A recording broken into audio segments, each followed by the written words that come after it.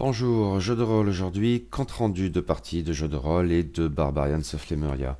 Je vous avais expliqué dans un précédent article et sa vidéo que je n'étais plus en mesure de rédiger des comptes rendus détaillés pour les parties que je maîtrise. C'était un peu embêtant parce que j'aimais bien publier ce genre de compte rendu.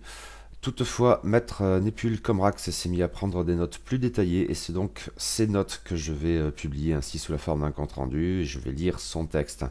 Alors, sachant que nous avions joué une partie en 2 séances qui s'intitulait Un ennui mortel, celle-là pour le coup n'a pas de compte rendu du coup, mais nous avons commencé un 4e scénario de Barbarians of Lemuria qui est la tour d'Ajaskar et en voici la première séance telle qu'elle a été perçue par Maître Népule Comrax.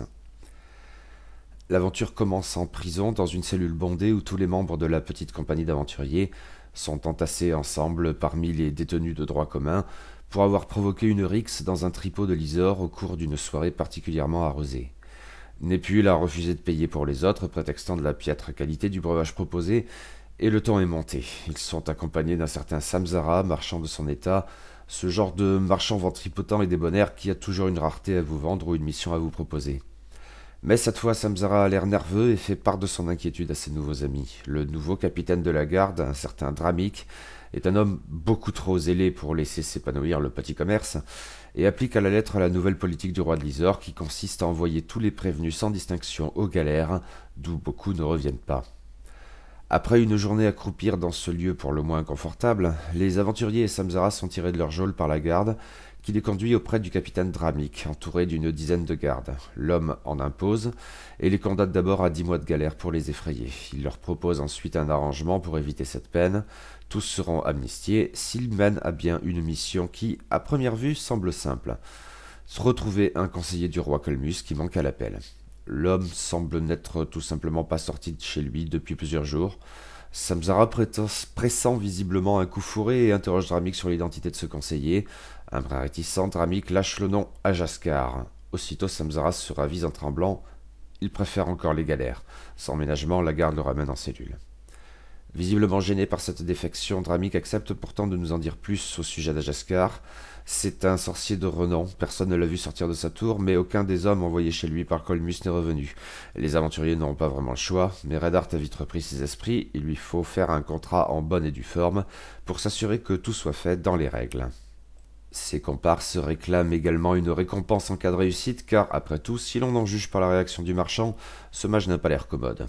Dramik est sévère mais intègre, il accepte leurs conditions et le départ est fixé au lendemain à l'aube. Les aventuriers passent le reste de la soirée à rassembler leur équipement, après un bref séjour par les geôles afin d'interroger Samzara au sujet de cet Ajaskar.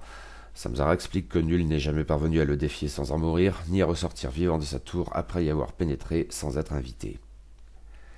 Comme prévu, le groupe quitte la prison aux premières lueurs du jour. Il suffit de lever le nez pour apercevoir la tour d'Ajaskar. C'est une anomalie dans une ville aussi dense que l'Isor. Elle trône au sommet d'une colline boisée, vierge de tout autre bâtiment.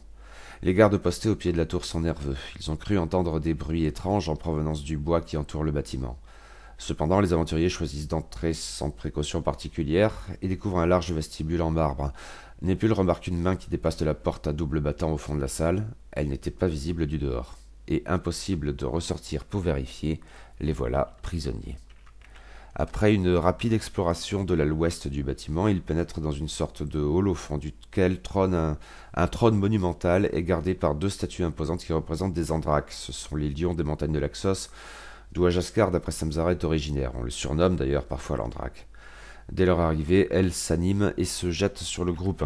Ces statues d'obsidienne se déplacent sans faire aucun bruit, paraissent insensibles à la douleur, et les flèches de Myrkane ricochent sur leur peau de pierre. Mais les coups les plus puissants les blessent, et à leur mort, elles explosent en une myriade d'éclats meurtriers que Redart et Nargeva esquivent habilement. Lio s'illustre en sautant lestement sur le dos du second quadrupède pour entraver ses mouvements et l'écraser de ses poings d'acier. Après une exploration infructueuse de la pièce, les aventuriers poursuivent leur tour du rez-de-chaussée. Les pièces qu'ils traversent, salon cossu, grande salle de bain, sont d'une grande opulence. Objets précieux d'origine variée, meubles ouvragés, tapisseries d'un goût exquis, au clair. Cet Ajaskar aime vivre dans le luxe, c'est certain. La cuisine semble également déserte, mais à peine le groupe est-il entré dans la pièce que 2 domestiques apeurés, la vieille Hilda et son neveu Curik, mais aussi Othos, quant à lui au service du roi Colmus, sortent d'un débarras. Othos est terrorisé et semble incapable de prononcer un mot. La vieille femme, Hilda, se dit enfermée depuis 5 jours. Elle n'a rien pu faire pour sauver les gardes, ni le courtisan envoyé par le roi et qui a sans doute péri sous les griffes du démon gardien Krulak à l'étage. L'accès à l'étage supérieur et à la cave leur est interdit. Elle est convaincue de la disparition d'Ajaskar et de son disciple Robos. Traumatisée par tous ces événements, elle est incapable d'en dire plus. Derrière eux, un escalier communique avec le premier étage et avec la cave. D'un commun accord, le groupe abandonne Hilda, Otos et Kurik à leur sort et descend à la cave, où ils découvrent un étrange mécanisme hydraulique. C'est une sorte de noria actionnée par un squelette animé. L'imprudent Calef s'approche de la sombre mare qui occupe la moitié de la pièce et esquive juste à temps l'attaque d'une sorte de limace géante, un Xolt, sur lequel Redheart s'empresse de pratiquer, avec la sauvagerie qui lui est coutumière, une coupe sagittale du plus bel effet. À suivre.